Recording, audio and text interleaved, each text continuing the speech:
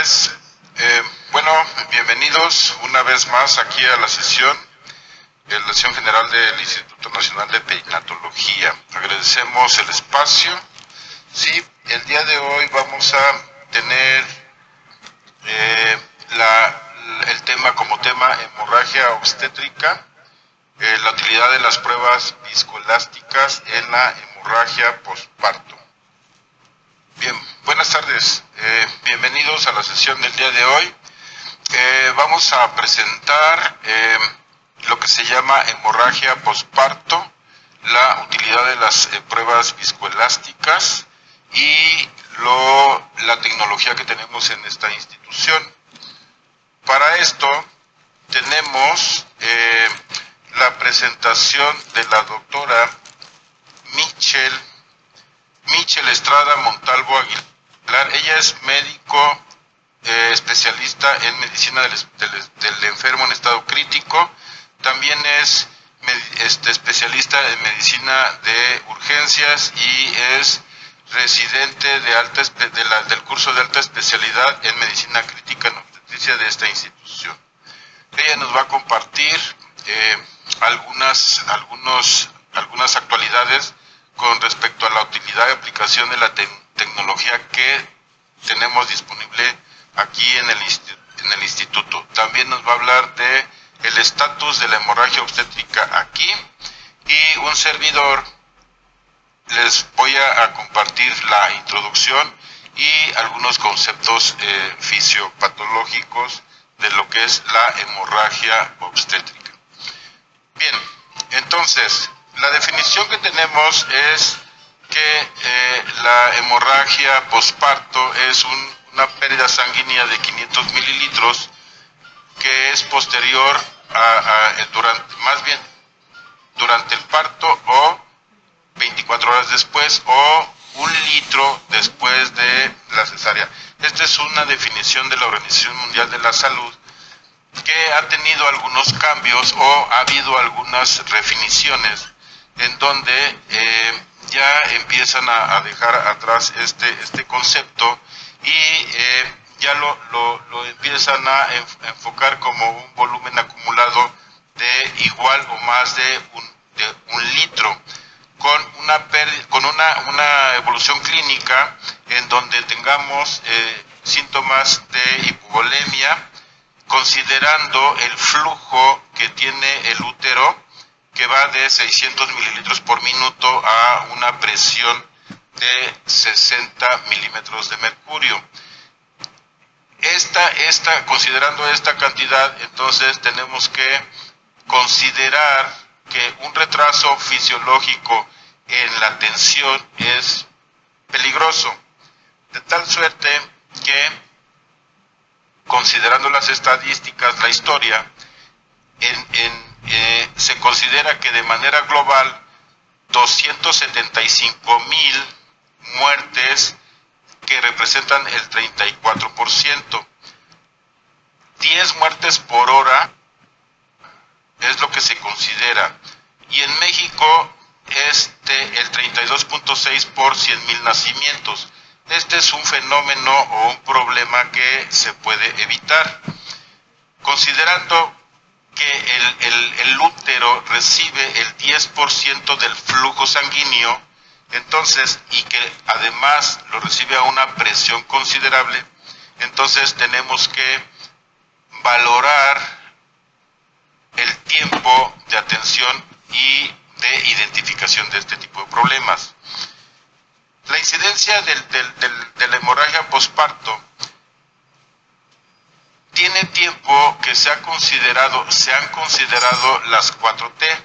Las 4T que de un lado es por la expresión del tono muscular, por el otro lado es el trauma, por el otro lado es la actividad de la trombina y por el otro lado es lo que corresponde al tejido. Aquí tenemos cuadrantes de acuerdo al porcentaje de cómo se nos va presentando, siendo la atonía uterina la más frecuente. Cuando hablamos de hemorragia posparto, pensamos en el evento catastrófico del sangrado. Ese sangrado que nos va a poner en peligro la vida, tiene un comportamiento que en la medida que el sangrado continúa, entonces se aplican las 4 T's, que es el tono, el trauma, el tejido y la trombina. Sin embargo, recientemente se han ido dividiendo o se han ido identificando causas que pueden ser específicas y que en un futuro de alguna manera se puedan tratar de manera diferente.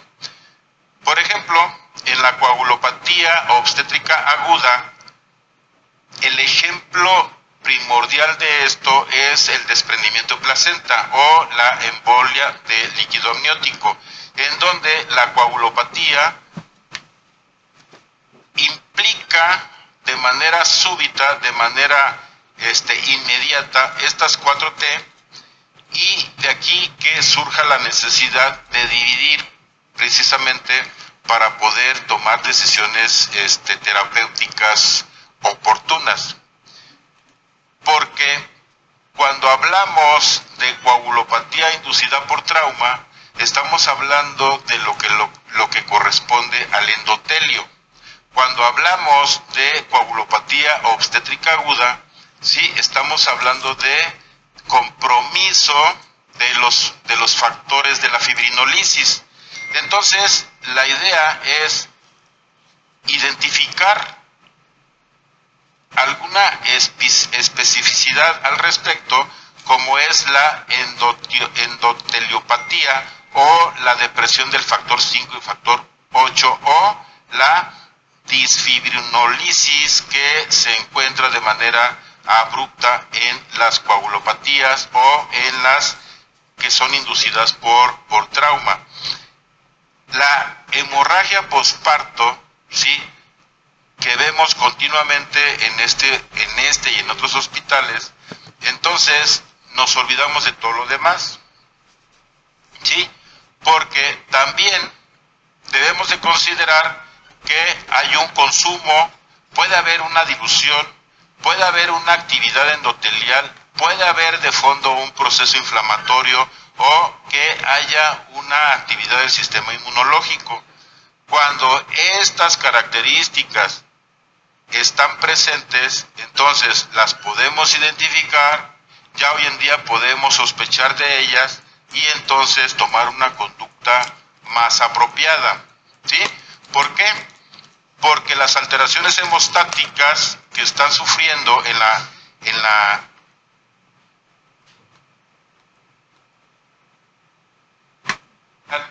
tenemos que considerar la integridad del fibrinógeno, tenemos que considerar que hay una degradación del fibrinógeno de manera natural, ¿sí?, la generación de trombina y los niveles de la coagulación, así como la fisiología plaquetaria.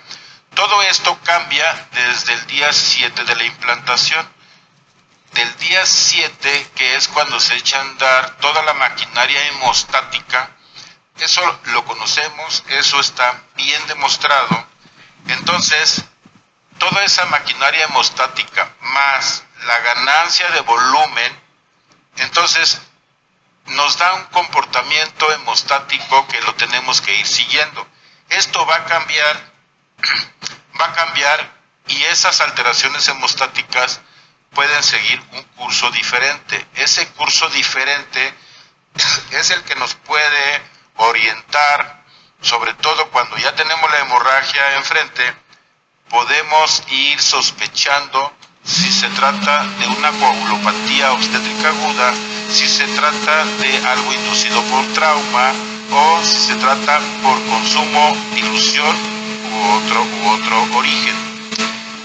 Sabemos que la anemia fisiológica es algo normal, natural del embarazo, en donde hay un aumento del volumen plasmático.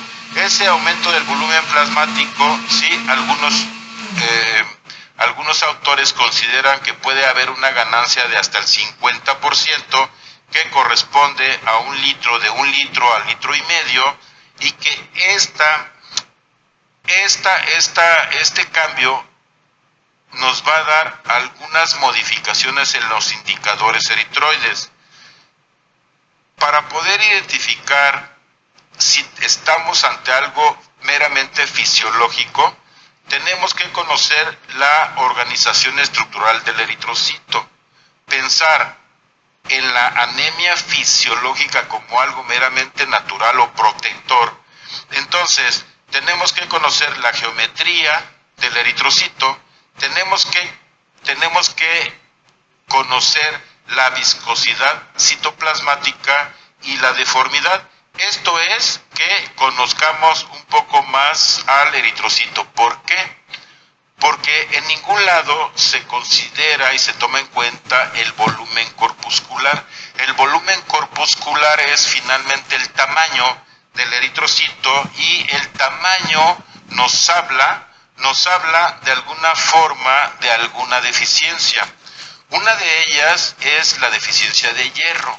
¿Por qué es importante conocer esto cuando hablamos de hemorragia posparto?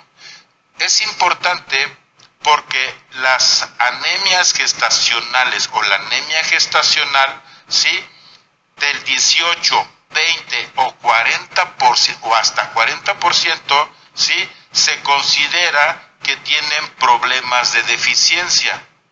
Esa deficiencia, ¿hacia dónde me va a orientar? Esa deficiencia me va a orientar a que dentro de las reacciones bioquímicas, ¿sí?, en ese fenómeno de óxido-reducción, cuando el hierro va cambiando de ferroso a férrico, al final del camino tiene que producir media molécula de agua y 3 moléculas de ATP. ¿Esto qué es? Esto es energía. Si hablamos de energía, entonces hablamos de que la atonía uterina, ¿sí?, lo tenemos que considerar, porque si estos elementos fallan, entonces vamos a tener problemas, ¿sí?, en la contracción del útero. Esto no se ha tomado en cuenta. Esto, de alguna forma, algunos investigadores lo han considerado como un factor relevante pensando en la hemorragia posparto, pensando en la atonía uterina. Luego, entonces, cuando vamos evaluando, cuando vamos tratando de diferenciar o de establecer por qué fue o por qué es la hemorragia posparto, entonces todos piensan en las 4T, todos piensan que es un descontrol, ¿sí? Pero muchas veces nos encontramos ante una coagulopatía obstétrica aguda, o sea, un problema verdaderamente de coagulación que no estaba considerado. Cuando esto sucede, entonces se identifica un complejo. Ese complejo que une la plasmina con la antiplasmina, en términos generales, este complejo debe estar bajo control. Este complejo tiene que tener una actividad autorregulatoria. Cuando esto se descontrola, entonces la plasmina crece o aumenta hasta 4 veces más de lo normal. Cuando aumenta hasta 4 veces más de lo normal, entramos en esa parte del desequilibrio, ¿sí? Y esto nos va a llevar a una proteólisis sistémica. Esa proteólisis sistémica nos va a depletar considerablemente el fibrinógeno y el factor 5 de la coagulación. El fibrinógeno es un predictor positivo de mal pronóstico o de continuidad de la hemorragia posparto. Entonces, cuando el fibrinógeno y el factor 5 se depletan por proteólisis sistémica, entonces nos encontramos ante una disfibrinogenemia y una hiperfibrinolisis. Esto nos va a condicionar productos de degradación del fibrinógeno o de la fibrina. Si estos productos finalmente son su propia perdición. ¿Por qué? Porque el producto de degradación de la fibrina le va a servir como cofactor, ¿sí?, para activar al activador tisular del plasminógeno, que nos va a activar al plasminógeno. El plasminógeno se va a convertir en plasmina y entonces continúa un círculo vicioso. Ese círculo vicioso, ¿sí?, que si no se rompe, pues entonces la hemorragia va a continuar, se va a perpetuar. De aquí entonces que se va a fortalecer las acciones del ácido tranexámico. ¿Por qué? Porque el ácido tranexámico lo que hace es ocupar los 5 anillos que ocupa el activador tisular del plasminógeno, ¿sí? Esos 5 anillos que tiene el plasminógeno los va a ocupar el ácido tranexámico y lo va a bloquear. Bloqueando al plasminógeno no hay más plasmina y se rompe el círculo vicioso. De ahí que empíricamente se esté usando mucho el ácido tranexámico. Entonces, este círculo vicioso que originalmente se descontroló por algún proceso coagulopático, entonces al romperse, sí, podemos llegar al fin del fenómeno hemorrágico. Esto se identifica y se ha identificado y se ha diferenciado de las hemorragias posparto de otro origen, que pueden ser de consumo, pueden ser por dilución, pueden ser por infección, pueden ser por otras razones, pero cuando se identifica cuando este fenómeno se identifica de manera súbita, entonces estamos ante una coagulopatía obstétrica aguda. Y para ello, entonces, ya hay alternativas específicas de tratamiento y no necesariamente esa decisión de la transfusión masiva. Esa decisión de la transfusión masiva que antes era 4-4-2 o 3-2-1, que ya en los últimos reportes se considera el estándar de 1-1-1. Eso también ya se está modificando. Se está modificando ¿por qué? Pues porque se está empezando a diferenciar esas hemorragias obstétricas o posparto, ¿sí?, en las que algunos ya se han identificado algunas patologías o algunas coagulopatías con tratamientos específicos que han dado resultados. La triada, como sabemos, la hipotermia, la acidosis, la coagulopatía, son 3 condiciones importantes en donde está peligrando la vida. Esta triada pues se puede evitar de alguna forma si tomamos medidas al respecto. Anteriormente la medida inicial o principal era el apoyo transfusional masivo. En las últimas conductas, mucho personal de quirófano ya está limitando la participación de los fármacos, como es el ácido tranexámico, como es el fibrinógeno y otros más, sin pensar como antes en el apoyo transfusional masivo. ¿Qué tenemos que optimizar? Tenemos que identificar los riesgos de hemorragia, ¿sí? Los antecedentes son importantes, el historial, el reconocer algunas situaciones como las coagulopatías o como problemas hepáticos, cardíacos, renales, etcétera. El riesgo de falla hemostática. Iniciar oportunamente el ácido tranexámico, disponer de pruebas hemostáticas, asegurar una meta de reanimación hemostática, personalizar la respuesta hemostática, complementar las herramientas hemostáticas y conocer el plan quirúrgico para controlar la hemorragia. Para continuar y complementar la plática, la doctora Mitchell nos dará su plática.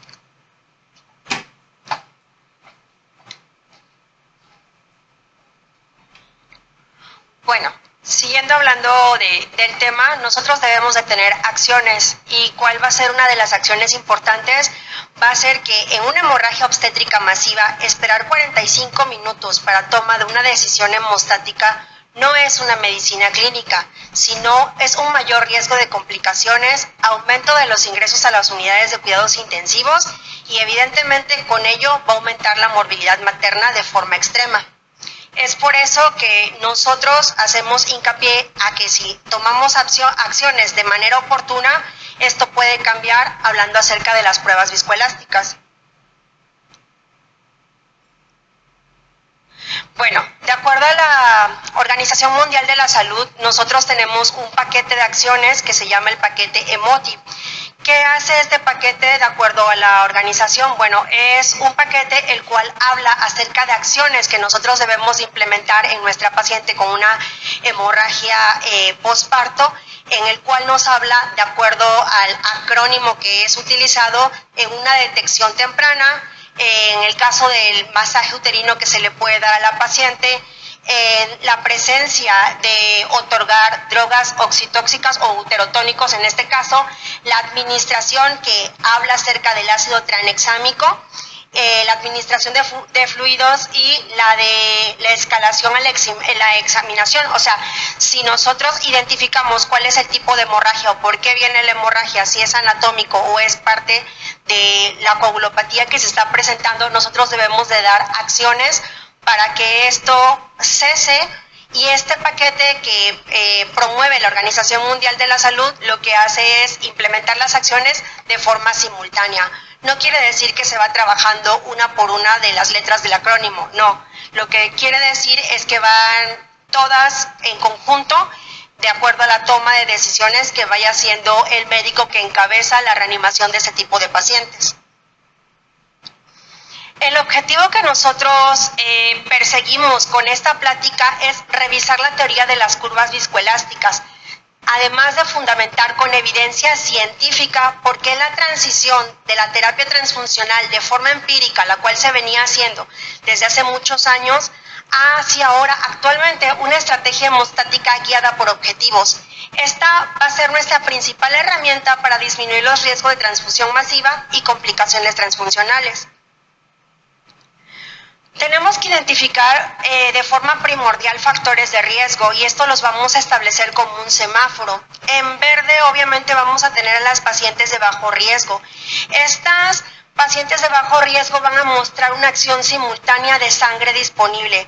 ¿Qué nos puede catalogar a las pacientes con un bajo riesgo? Bueno, embarazo único, menos de 4 partos, que no tengan incisiones uterinas previas y que no tengan, algo muy importante, trastornos hemorrágicos ni un antecedente de una hemorragia posparto previa. ¿En dónde vamos a localizar a nuestras pacientes de riesgo medio? Bueno, vamos a hacer la acción, la tipificación y la detección de este tipo de pacientes. ¿Cómo? Pues identificando a las pacientes que ya han tenido una cirugía previa o cesárea previa, gestación múltiple principalmente dada por un producto macrosómico mayor de 4.000 gramos, más de 4 partos vaginales, corioamnioitis, miomas grandes, la obesidad mórbida identificada como antes de el parto, el óbito fetal. ¿Y en dónde nos vamos a centrar para el manejo de este tipo de pacientes? Bueno, en nuestras pacientes de alto riesgo.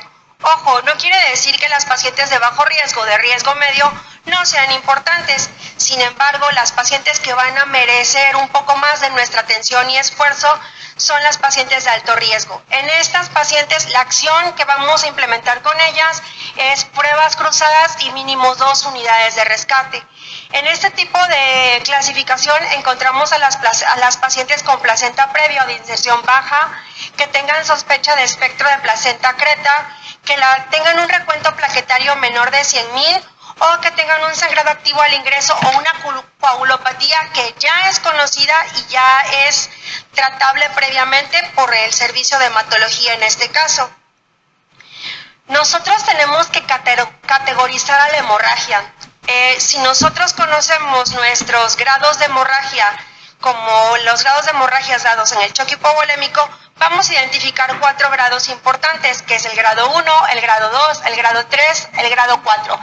Pero algo muy importante que nos habla acerca de este artículo en el Critical Care del 2023 es que se agrega la presencia de marcadores como son el déficit de base y el lactato sérico para poder identificar y poder categorizar nuestra hemorragia.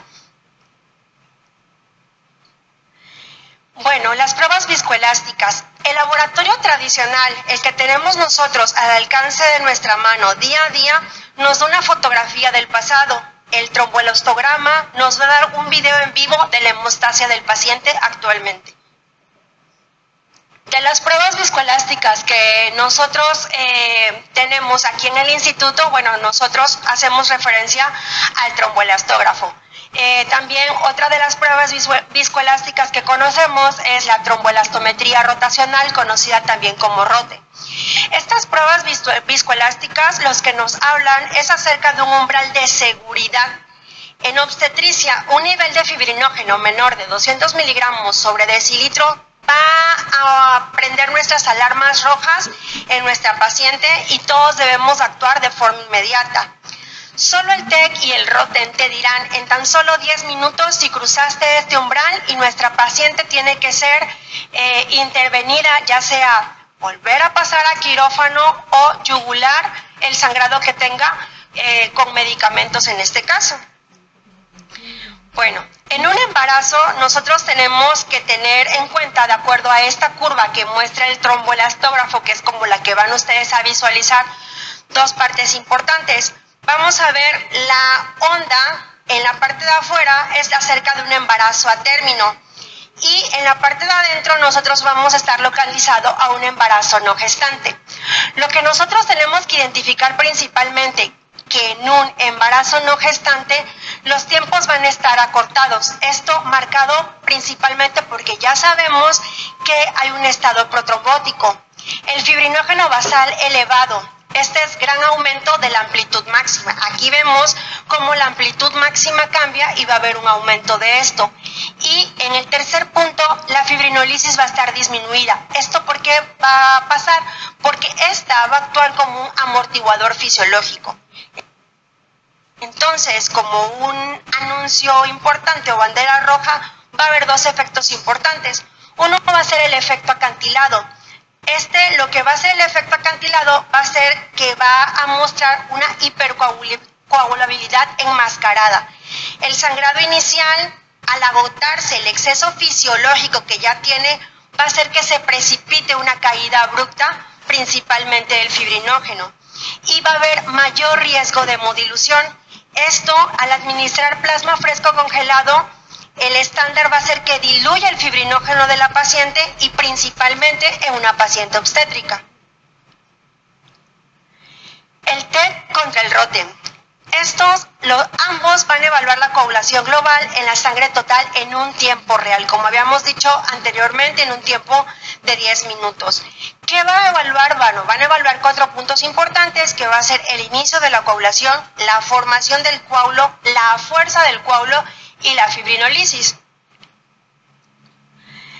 ¿Qué va a evaluar el TEC? Bueno, el TEC va a medir propiedades viscoelásticas, va a medir estos ángulos, que va a ser el tiempo de reacción, que va a medir los factores de la coagulación, la camas, la alfa, que nos mide acerca de la cinética, la formación de la fibrina, la amplitud máxima, que va a medir la función plaquetaria más la fibrina, y el ángulo LY30, que nos va a hablar acerca de la fibrinólisis. En contraste con el ROTEN, este va a evaluar el clotting time, que es el inicio de la coagulación, el CFT con el ángulo alfa, la velocidad de la formación, la máxima firmeza del coágulo, que evalúa prácticamente cómo se manifiesta, cómo es la firmeza de este coágulo, y el ML-LI30, que nos va a hablar acerca de la fibrinólisis, que prácticamente eso es algo muy importante que va a depender para que nosotros evaluemos la paciente con hemorragia posparto o hemorragia obstétrica. Tenemos que conocer cuál va a ser la anatomía dinámica del coágulo, porque esto, como su nombre bien lo indica, va a ser dinámico, va a ser cambiante. Y como les comentaba anteriormente, lo que va a evaluar va a ser 3 puntos muy importantes, que va a ser la iniciación, que la iniciación va a ser prácticamente el tiempo de latencia, el tiempo que va a durar, y aquí va a estar fisiológicamente dado por los factores de la coagulación. La cinética del coágulo, que es la velocidad de la formación, cómo se va a ir dando, qué velocidad va a presentar, y esto nos va a hablar acerca principalmente de la interacción inicial que va a conformarse con el fibrinógeno. La fuerza máxima, que va a ser la amplitud estructural máxima.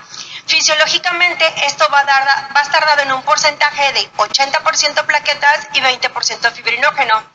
Y la lisis, que va a ser la reducción cuando la amplitud se reduce, y esto nos va a hablar acerca de una hiperfibrinolisis. Bueno, nosotros en nuestra experiencia aquí en el hospital, principalmente en el área de la unidad de cuidados intensivos aquí del INPER, se realizó una tesis en la cual hablaba acerca de la utilidad de la tromboelastografía como guía de decisión para las pacientes con hemorragia obstétrica. El objetivo era principalmente la utilidad y el valor de la tromboelastografía como herramienta en la guía de decisión del tratamiento de hemorragia obstétrica y su correlación con las pruebas de coagulación de rutina, que es la que tenemos al alcance de nuestras manos en el laboratorio. Este fue un estudio prospectivo, series de casos de pacientes obstétricas con hemorragia. Fueron 12 ingresadas a la unidad de cuidados intensivos de nuestro instituto, en el cual se sospechaba coagulopatía. Se le realizaron a estas pacientes tromboelastografía y laboratorios de rutina, variables demográficas, antecedentes y la vía de resolución y el pronóstico materno. De acuerdo a la tesis realizada, la cantidad de hemorragia fue de 4.983 más menos 3.874, ese fue el valor de corte que se le dio. Y algo muy importante que se pudo identificar fue la etiología. El 41.7% fue dado por atonía uterina y el 41.7% fue dado por acritismo placentario. Cabe mencionar que el manejo para este tipo de patologías o de etiología, más que nada, va a ser diferente. El fibrinógeno va a ser el primer pilar en caer. ¿Esto por qué? Porque en la hemorragia posparto el fibrinógeno es el primer factor de la coagulación en agotarse, mucho antes que las plaquetas, mucho antes que la trombina. Entonces nosotros nos debemos de localizar en una zona objetivo y no llegar hasta la deficiencia crítica, que es la que va a estar localizada de este lado. Nuestra zona objetivo va a ser la que va a estar integrada por esta parte. ¿Y qué no tenemos que hacer para esto? Bueno, de acuerdo a los niveles de Claus ideal, algunas literaturas dicen que el valor va a ser, o el llevar a una paciente un valor normal, va a ser de 300 a 400 miligramos sobre decilitro de fibrinógeno. Sin embargo, hay otras vertientes que apoyan que con que tengamos a una paciente con un fibrinógeno arriba de 200, va a estar bien por esa parte. Entonces, ¿qué tenemos que evaluar? Bueno, vamos a evaluar esta parte. ¿Qué le vamos a dar al paciente? ¿Un concentrado o plasma fresco congelado? El plasma fresco congelado va a aportar volumen, pero ojo, su concentración de fibrinógeno es insuficiente para poder restaurar los niveles en una embarazada de término. Entonces, ¿por qué se irían ustedes? Por otorgarle concentrado. Tenemos algo muy importante que debemos hacer énfasis, que es el riesgo iatrogénico. El uso exclusivo solamente de otorgarle a nuestra paciente transfusión con plasma fresco congelado, lo que va a provocar va a ser una sobrecarga de volumen, pudiendo llevar a nuestra paciente a presentar taco y hemodilución sin corregir la coagulopatía subyacente. Lo que debemos de priorizar principalmente va a ser el concentrado de fibrinógeno o crioprecipitados. Nosotros tenemos que evaluar la terapia que vamos a implementar y principalmente nosotros debemos otorgarle a nuestro paciente una terapia dirigida por metas. Esta terapia dirigida por metas la vamos a dividir en pasos. El paso 1 principalmente va a ser el fibrinógeno. Nosotros, si tenemos en nuestro servicio ya sea un tromboelastógrafo o un ROTEN, debemos evaluar principalmente la firmeza del coágulo.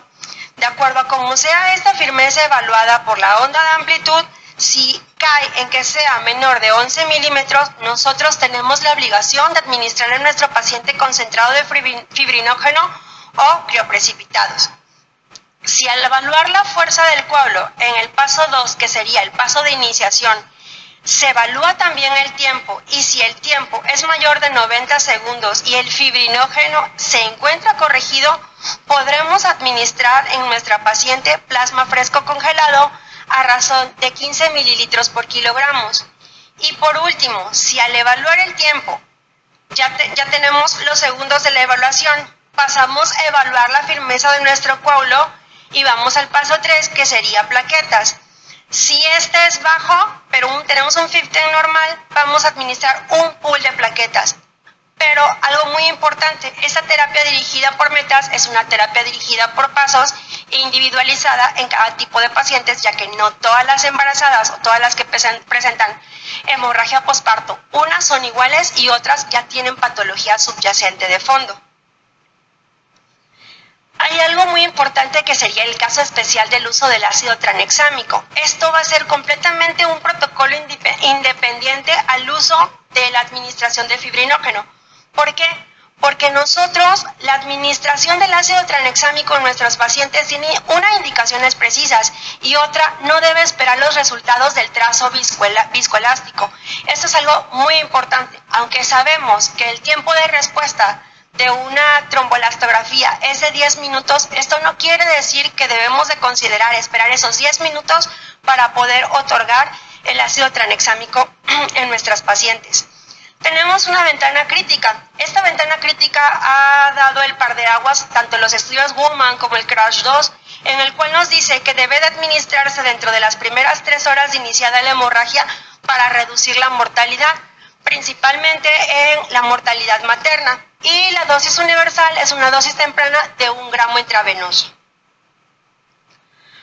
Bueno, ahora bien, ¿a qué lleva toda esta plática? Bueno, a lo siguiente, en la cual ustedes deben de identificar cuáles son los métodos convencionales, los métodos que tenemos en todos nuestros laboratorios. Ya todos conocemos los tiempos de coagulación, las plaquetas y el dímero D y que evalúa cada uno. Pero si bien lo tenemos prácticamente a la mano en todos los hospitales, esto se tiene en 20 minutos. Es un resultado confiable, sí, para la decisión, pero nosotros vamos a pasar 20 minutos para poder tener ese resultado. Entonces, claramente, nosotros no podemos esperar tanto tiempo para tomar una decisión de cómo vamos a abordar a nuestro paciente y, obviamente, parar la hemorragia que se presenta en este caso. ¿Cuáles son los métodos convencionales que son los que nosotros tenemos en este momento y de los que venimos hablando a lo largo de nuestra plática? Bueno, pues es la tromboelastografía, principalmente con la que contamos en la unidad de cuidados intensivos de aquí del instituto. El Roten, si bien también es una prueba viscoelástica, nosotros no contamos con ella en el instituto, pero no significa o no los exime que debemos de conocerlos. Entonces, esto nos da en un valor de tiempo, en 10 minutos, saber cómo vamos a actuar con nuestra paciente. Ahora bien, hay algo muy importante. En abril 2026, realmente acabado de salir, está la prueba de detección de actividad fibrinolítica. Esta es una evaluación que habla acerca de un nuevo enfoque que se llama el enfoque FAS. Es un test de tamizaje de la fibrinolítica. Nos habla que a partir del tiempo en que ustedes hagan el diagnóstico de una hemorragia posparto y a partir de ese momento, ustedes en 5 minutos, de acuerdo a la mnemotecnia FAS del test, en 5 minutos van a tener una detección de lo que le hace falta a la paciente y lo que le podemos otorgar. Esto prácticamente lo que presenta es un impacto clínico para dar un manejo preciso, principalmente en las pacientes que presentan coagulopatía. ¿Cuáles van a ser los pilares de la reanimación en la hemorragia posparto? Bueno, pilar 1, observación clínica activa. Todos nosotros debemos de tener en cuenta que la clínica siempre es lo que manda y debemos estar monitorizando probablemente los signos vitales, el índice de choque, estimar siempre el volumen de pérdida de la paciente, determinar cuáles van a ser las causas tanto anatómicas como médicas de la hemorragia que se está presentando. Nos vamos a centrar en el pilar 2, que es de las pruebas estándar. Nosotros debemos enfocarnos en un uso estratégico y focalizado. Vamos a observar el recuento plaquetario, el método de Klaus para establecer niveles basales y de validación. No, ojo, no quiere decir que nosotros a partir de que implementemos o tengamos en nuestros hospitales un tromboelastograma quiere decir que desechemos las demás pruebas. Claro que no. Sin embargo, si en menos de 10 minutos o en 10 minutos podemos tener una información fidedigna para mejorar el manejo del tratamiento de nuestro paciente, pues evidentemente lo podemos hacer. Y el pilar 3, bueno, va a ser la evaluación viscoelástica, ya sea con TEC, con Roten. Esto principalmente es a la cabecera del paciente. Va a ser una evaluación dinámica en tiempo real de la fuerza del coágulo para dirigir cómo vamos a reanimar con hemoderivados exactos a esta paciente. Bueno, ¿qué pasa en México al día de hoy? En México, la situación al 2026, de acuerdo al informe epidemiológico de la semana 16, nos habla que la hemorragia obstétrica se encuentra en el cuarto grupo de causas de muerte materna, a razón de muerte materna, de 2.8, lo que traduce un 12.5%. La razón de mortalidad materna a nivel mundial es de 22.1 defunciones por nacimientos hasta la semana 16. Esto va a tener una tendencia decreciente. ¿Por qué? Ahorita les voy a explicar por qué. En un 9.4% si lo comparamos con el año 2025. Las 5 entidades que son críticas en las cuales se presenta razón de más muerte materna con un 47.8% del total es el Estado de México, Chiapas, Puebla, Michoacán y Veracruz. De acuerdo al informe semanal que fue el corte hasta el día 27 de abril 2026, si ustedes se sitúan en la tabla, les comentaba que hay una reducción del 9.4% de la razón de muerte materna. Si nos localizamos en el año 2024, la razón de muerte materna fue de 31.9, el año 2025 fue de 24.5 y al día de hoy, 2026, tenemos una razón de muerte materna de 22.1%. ¿Esto a qué es atribuido o a qué es dado? Bueno, principalmente a que la identificación, si obviamente valoramos el hecho de que la hemorragia postparto, la hemorragia obstétrica es uno de los principales etiologías de muerte materna, se abordan de una manera eficiente, la razón de mortalidad va a disminuir. Bueno, ¿cuál es nuestra experiencia en la unidad de cuidados intensivos de aquí del Instituto A? El corte 30 de abril 2026 es la siguiente. Tenemos en la gráfica que ustedes pueden observar, la gráfica que está, la barra que está de color rojo, fueron los ingresos que tuvimos a la unidad de cuidados intensivos por hemorragia obstétrica. Si ustedes observan, en el mes de enero 2026, fueron 5 ingresos, 6 ingresos, se dispara esto en marzo y vuelve otra vez a disminuir a 6 ingresos que tuvimos en el mes de abril. Las columnas que están en la parte inferior del gráfico muestran qué fue el abordaje que se le hizo a la paciente obstétrica en este caso, principalmente la histerectomía obstétrica y la colocación del balón de Bakri con el que contamos aquí en nuestra unidad. Otras técnicas quirúrgicas de sutura que se implementaron también, pero se presentaron menos, y el tratamiento farmacológico que se les dio a cada una de las pacientes que está de color azul para poder identificar en ellas el tipo de hemorragia. Esto apoyado con el tromboelastógrafo se pudo guiar la meta de reanimación en este tipo de pacientes. Por último, lo que quiero que se lleven dentro de estas conclusiones a sus hospitales es que debemos de actuar bajo 3 puntos muy importantes. El tiempo va a ser crítico. Nosotros debemos asumir que la hemorragia posparto masiva como una emergencia de tiempo, donde los tiempos de coagulación estándar son muy lentos para poder proporcionar el manejo escalonado en la reanimación de nuestra paciente.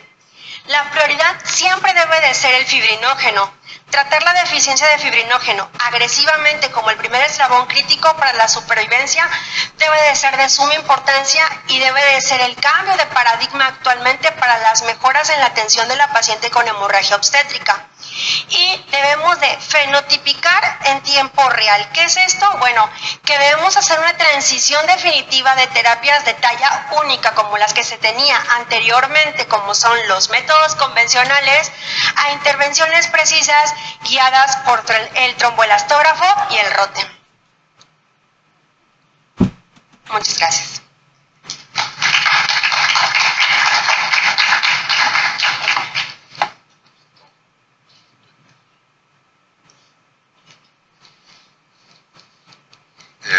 Bien, muchas gracias por su atención. Tenemos algunos minutos para algunas preguntas, algunas observaciones o algunas inquietudes. Si alguien puede hacerlo. Sí.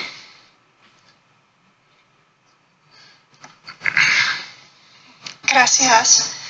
Bueno, la información es muy interesante, pero a mí me interesaría mucho saber si dentro de estos protocolos de investigación ustedes han visualizado después de todo ese proceso medidas preventivas relacionadas directamente con el estado nutricional de las pacientes. No sé si esa parte la están considerando o está considerada, porque básicamente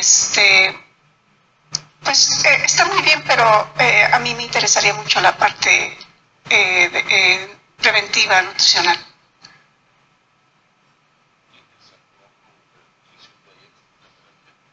No, en realidad cuando hay algún problema por cuestión de nutrición o algo así, ya se solicita la participación del servicio de nutrición, pero no hay un protocolo como tal.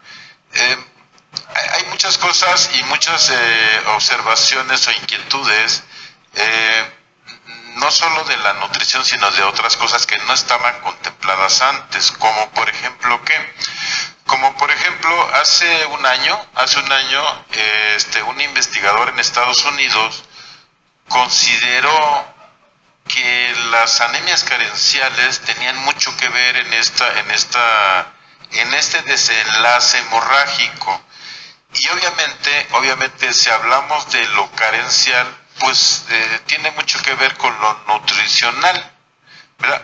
No lo tenemos, pero es un buen punto para iniciarlo, contemplarlo. Y bueno, si ustedes de ese servicio pues nos aportan algo o nos proponen algo, yo creo que sería algo interesante que pudiéramos empezar junto con, por ejemplo, con lo de las anemias carenciales por deficiencia de hierro.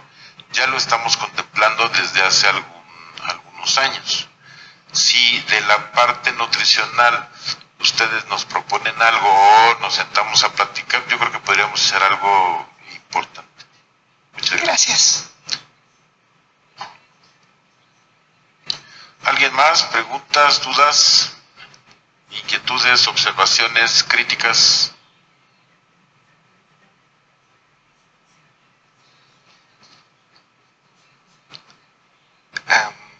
Buenos días, perdón. Buenas tardes. Respecto a la utilización del ácido tranexámico, ya que está validado en la primera hora, la pregunta va encaminada, por ejemplo, en mi hospital tenemos la situación de que usualmente el paciente que presenta una hemorragia obstétrica se activa en la mayoría de lo que es el código Mater, llegan a lo que sería una resolución quirúrgica. Durante el procedimiento es que llegan a presentar esta hemorragia y desafortunadamente no contamos con el medicamento en quirófano. Posteriormente pasan a terapia, ya después de unas 2 o hasta 5 horas. Todavía es qué tan válido que yo utilice el ácido tranexámico si siguen presentando pues la hemorragia. Sí, el tiempo promedio son 3 horas. El que lo demos o el que se dé más temprano, pues obviamente es mejor. Aquí en la institución, quienes toman esa decisión habitualmente es el servicio de anestesiología. Anestesiología no se espera mucho tiempo. Anestesiología, en cuanto ve el riesgo hemorrágico, ellos luego lo indican. Ya se ha considerado su aplicación, de hecho lo han hecho de manera empírica y ha dado buenos resultados. Esos resultados han obligado o han motivado que se investigue por qué sus buenos resultados. Bueno, pues ya está bien comprobado que los efectos que hace el ácido tranexámico es que está ocupando el lugar del activador tisular del plasminógeno y rompe con lo que es el círculo fibrinolítico. Son 3 horas contempladas desde el punto de vista de una acción oportuna. Aquí los anestesiólogos, el servicio de anestesiología generalmente lo hace, pues yo creo que menos de la hora, ¿no? Considerando los 60 minutos de oro. Entonces de ahí pues nos trasladamos a las 3 horas, y yo creo que 3 horas pues es una decisión muy oportuna. Después, bueno, pues los efectos pues los vamos a tener más lentos, pero de que está permitido, pues está permitido. Pero en otros lugares lo que se utiliza pues es el apoyo transfusional antes de, pero sí se han revertido, sí ha habido buenos resultados de unos años para acá de la decisión empírica de aplicar el ácido tranexámico. Entonces no sé qué tanto tiempo más de esas 3 horas puedan tener ahí en tu hospital. Pues usualmente unas 5 o 4 horas. Bueno, 5 horas es mejor que no tenerlo, ¿no? Es mejor que no tenerlo. Si de ahí, bueno, pues tienes fibrinógeno o tienes algo más, pues digo, como una medida heroica, pues está permitido. Ese efecto que vas a tener en 5 horas, bueno, pues sí va a ser más lento, pero al final de cuentas, pues cada vez se va respaldando más los efectos del ácido tranexámico sobre estos eventos de círculo vicioso de la fibrinólisis. O sea, ya está comprobado, ¿no? Se está fortaleciendo cada vez más. Entonces, 5 horas, pues no es el tiempo ideal, ¿verdad? Obviamente que entre más temprano se use, pues menos riesgo de complicaciones inmediatas puede haber, o se pueden evitar. Muchas gracias. ¿Alguna otra pregunta, alguna otra duda?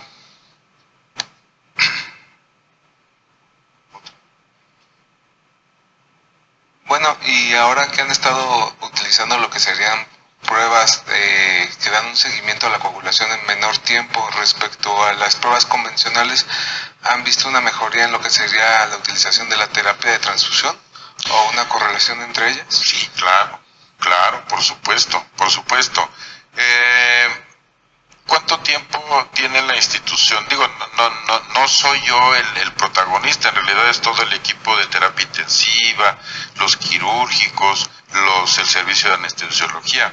En esa acción rápida y oportuna, primero pues está el código H, aquí, que en otro lado se llama código Mater. Pero en los últimos 5 años, hasta donde tengo entendido, mi memoria no me falle, no ha habido una muerte materna o una complicación o una muerte por hemorragia posparto. La última terapia o la última decisión transfusional masiva que yo recuerde, no sé, tendrá 5 o 6 años, en donde se transfundieron alrededor de 40 productos. Eso ya cada vez va siendo más inusual, ¿no? Cada vez va siendo más inusual, ¿por qué? Porque de alguna forma el llamado refrigerador hemostático que han propuesto desde hace aproximadamente unos 6-7 años, en algunos lados como aquí, pues sí están preparados, ¿no? El refrigerador refrigerador hemostático pues consta de fibrinógeno, de plasma, de ácido tranexámico, de crioprecipitados. Lo ideal o el proyecto es que este refrigerador esté en la entrada de un quirófano o a un lado del quirófano. Aquí lo utilizan y lo activan. Eso generalmente son los del servicio de anestesiología, los que actúan de manera oportuna. Ya una vez que atienden la situación, los pacientes graves son presentados a terapia intensiva. En terapia intensiva, el apoyo transfusional que tenemos es razonable, no es masivo, y sí ha habido, sí es evidente la disminución de productos transfundidos. Si hacemos si hacemos un cálculo, son más los fármacos que se usan en terapia intensiva que la medicina transfusional. Sí se usa, pero de manera, creo que cada día ha sido más razonable. Entonces sí hay cambios, sí son evidentes. No tengo la estadística o las cifras exactas, pero sí creo que los servicios de esta institución pues pueden apoyar mi comentario de este momento, pero sí lo hay. Muchas gracias. ¿Alguna otra pregunta, duda? Gracias. Bueno, si no hay alguna pregunta, alguna duda, les agradecemos su participación y su presencia, y que la información del día de hoy sea de mucha utilidad. Muchas gracias, que tengan bonita tarde.